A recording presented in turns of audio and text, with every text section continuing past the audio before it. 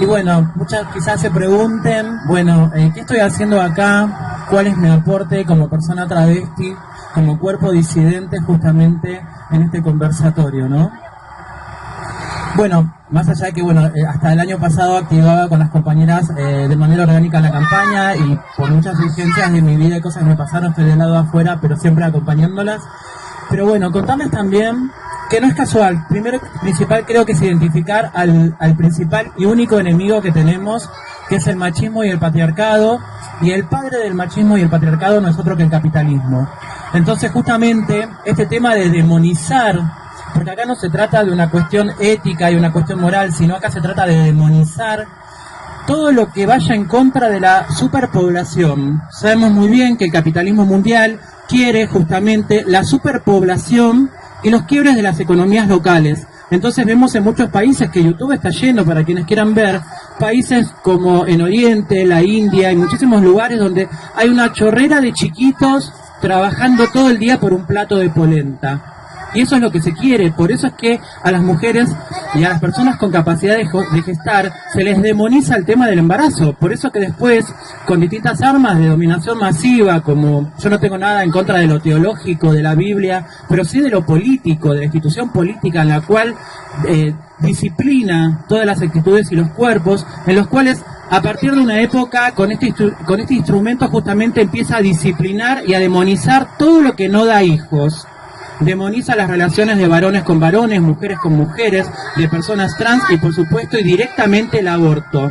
Justamente, y cuando nos dicen sí, porque antes era de tal manera, la verdad que no. Si vamos a mirar, perdón, después lo tomo, si vamos a mirar antes, las culturas originarias respetaban todos los géneros que existían y todas las diversidades y las orientaciones sexuales, sino que fue después de la época feudal y de la revolución industrial, donde se acentúa el capitalismo, donde se inventa un sistema de demonización que demoniza todo esto. Por eso es que creo que debemos identificar claramente que este es un dispositivo de disciplinamiento, donde claramente se lleva a las mujeres a no poder decidir, a no poder programar su maternidad, como funciona en muchos países que están mucho más avanzados con este tema, donde las mujeres realmente y las personas con capacidad de gestar realmente pueden programar cuándo quieren tener un hijo y en qué momento. Y acá directamente, o sea, hay que tener hijos a los chorros, ¿por qué? Chorros por cantidad, no, perdón, mi manera de hablar es así.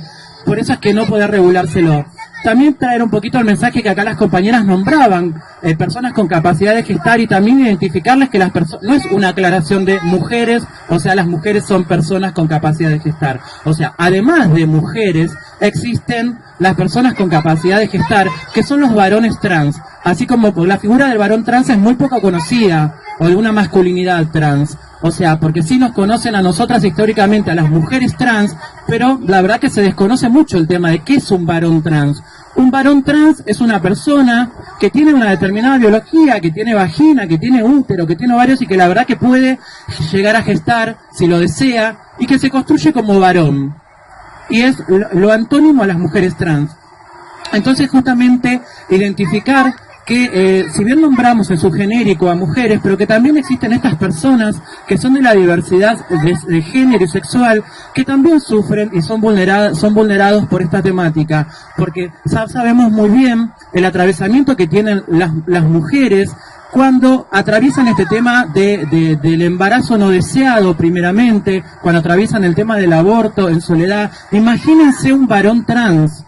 Imagínense una masculinidad, imagínense una lesbiana marimacho, porque muchas veces decimos, pero ¿cómo se embaraza? Si son varones y pensamos que porque son varones, sí o sí tienen que estar con mujeres y que no pueden tener relaciones. Primero principal puede haber varones trans que son gays y que pueden tener relaciones con varones que los pueden fecundar. Por otro lado, contarles que la mayoría de las lesbianas, cuanto más se les nota su masculinidad, cuando son adolescentes con este disciplinamiento que existe, de justamente tener, ¿cuál es el imaginario que se dice? Las lesbianas son lesbianas porque nunca probaron una buena, porque nunca se las agarró bien, y la verdad que este disciplinamiento sucede con nuestras compañeras lesbianas, y muchísimas son abusadas, muchísimas, el 80% de la mayoría de las lesbianas que he tenido contacto, que me han contado, han sido abusadas justamente por este disciplinamiento. Existen países donde está regulado esto del disciplinamiento grupal hacia las lesbianas, donde un montón de varones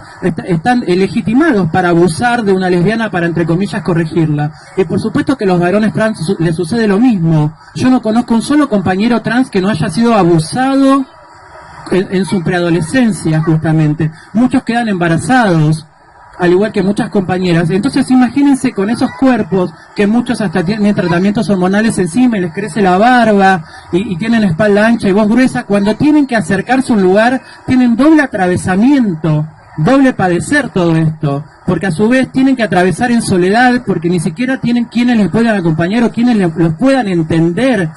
Y la violencia institucional que sufren es tremenda, porque cuando van a los efectores de salud, lo primero que le dicen en los lugares: ¿cómo? ¿Sos un tipo? ¿Vos qué haces acá? ¿Cómo que abortar? Y le tiene, entonces sos una mina. Pero ¿cómo qué? ¿O qué carajo sos? Como muchas veces en las salas los médicos, o muchas veces las mismas enfermeras o los administrativos le han dicho a los compañeros trans.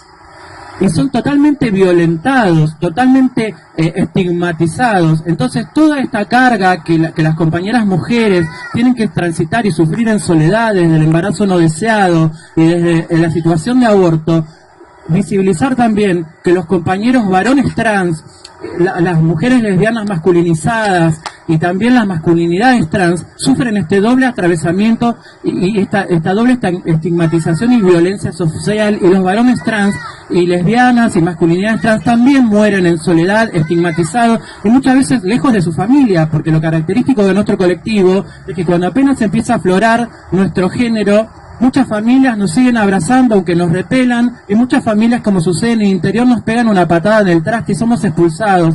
Así que como las mujeres trans padecemos y transitamos un montón de cosas en soledad, nuestros compañeros trans también lo padecen y lo transitan, y lo más terrible que les sucede es justamente estos abusos. Como vemos ahora en los medios, varones trans o lesbianas masculinas que intentan abusarlas, y cuando se defienden, después la justicia actúa y los encarcelan.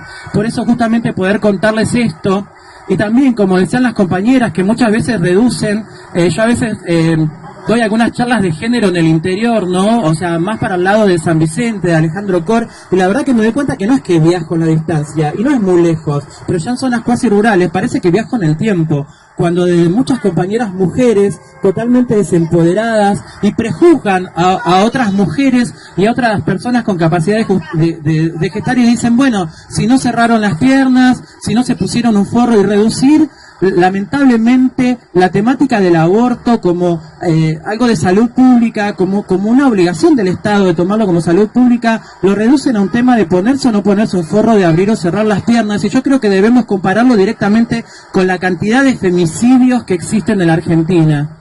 Si ese tipo que te mata, ¿vos pensás que ese tipo te va a dejar ponerte un forro?